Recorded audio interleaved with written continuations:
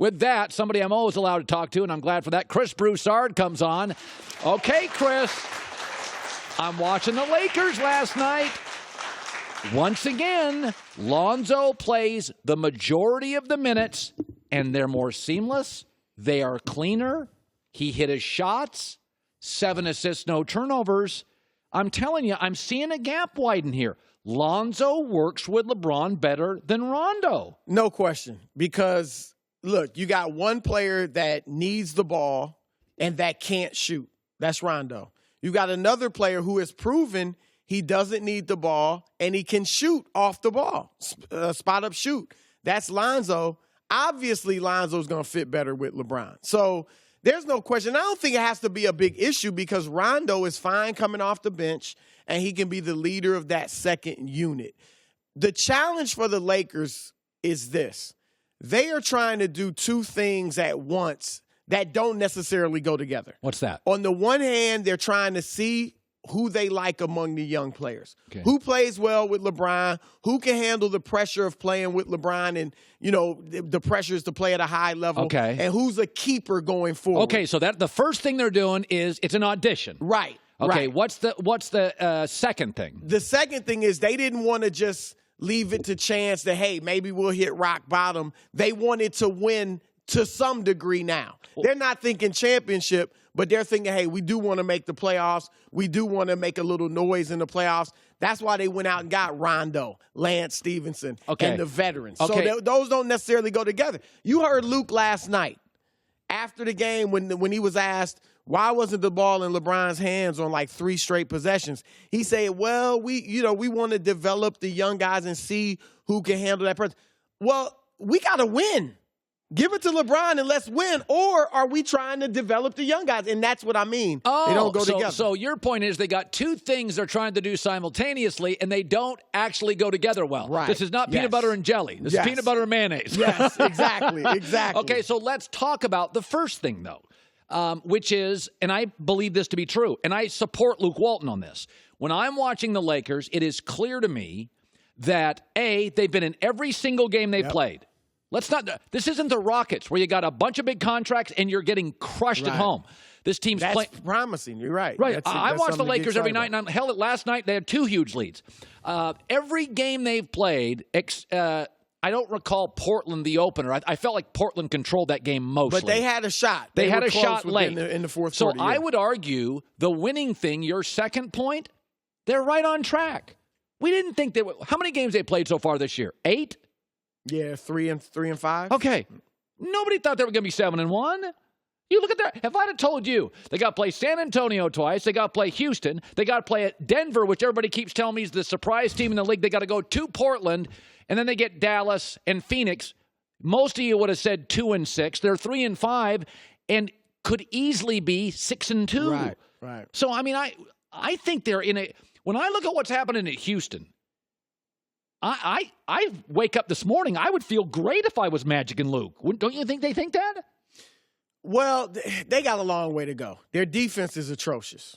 Okay. And now what really was encouraging last night was that they hit 3-pointers. Yes. They shot 59% from 3. And over the last 6 games, it's not just one game. Anybody can get hot one game. Their last 6 games, they've shot almost 39% from the 3-point line. That's the 6th best in the league over that stretch. Wow. So if they start hitting threes, you obviously have LeBron. Like, closing these games has been a problem. But when I have LeBron, I know, look, I'm going to be able to close. So if I got guys hitting threes now, I have LeBron to close and always keep us in the game. Now let me focus on my defense. And there's no reason, they aren't big and bulky, I get it, but it's a different league now. There's no reason they shouldn't be a good defensive team. They're long, they're athletic, they're young, they have depth. Okay. What's the problem? Okay, but let me defend. In the NFL right now, the Bears are supposed to have a great defense. They can't stop anybody but a rookie quarterback. The rules now have made it very difficult to stop anybody. But you have to have some degree of defense. By the way, I heard Baltimore. I thought Baltimore had a great defense, and then Carolina went through them like a knife through butter, and so did the Saints. So in the NBA now, let me defend the Lakers, and let me defend all defensive players in the NBA. When did the NBA become a 3-point league? 6 years ago? Roughly. Okay, yeah. okay. 6 years ago, the NBA became, you got to hit threes. Okay, that's when everybody realized it. Right. For the past 6 years, everybody's now been working on it. Guys like Boogie Cousins and centers who didn't shoot him do. I think we're getting to a point like the NFL. These young quarterbacks, all these years of 7-on-7 tournaments, college quarterbacks are just more ready to play in the NFL. Right. Okay, I just think everybody shoots three now. I think who's playing great defense this morning in the NBA? But it's relative. Like, you're right. Scoring's going to go up. It's not about holding the team to 90 points or even 100 points anymore. It's 116 to 1. Scoring's going to be up, but field goal percentage, three-point defensive percentage, defensive efficiency, and the Lakers are near the bottom in those things. And that's – so, look, the top of the NBA defensively compared to 10 years ago is going to look like nobody's playing deep. That's my argument. But the teams that are at the top defensively are going to be ones that – Toronto, Milwaukee's undefeated. Why? They got the second-best defense in the league. And they hit threes. They lead in the league in three-pointers. Toronto defends. Golden State still defends. So if you want to win, your defense might not be like the bad boys, but it's going to be good for this era. And the Lakers are bad for this era of defense. It's only 8 games, but so far. Let me finish with this, is that when you talk about all those young guys, Lonzo, Ingram, Kuzma, Josh Hart, they're all young guys with LeBron. Is there one that you think fits best and one you're still not sure about? I'm not going to say Lonzo fits best, but I think he fits fitting well. I think he fits really well. Kuzma's a fit because he can shoot, but he doesn't defend. He's got some other things he needs to work on. And I got to be honest, I like Hart too. Hart hasn't played well since the other guys have come back and he's coming off the bench. But you're getting to my point. I've been disappointed in the former Dookie, Brandon Ingram. I thought coming into the year, I thought he would be an absolute. And I got to tell you, he's a tease. He has moments. He has quarters. He has possessions. The Ingram-LeBron thing is interesting. It's not as good as I thought. Lonzo LeBron's better than I thought. Well, because here's why. The 3 guys we named, Hart, Kuzma, Lonzo, they don't need the ball in their hands.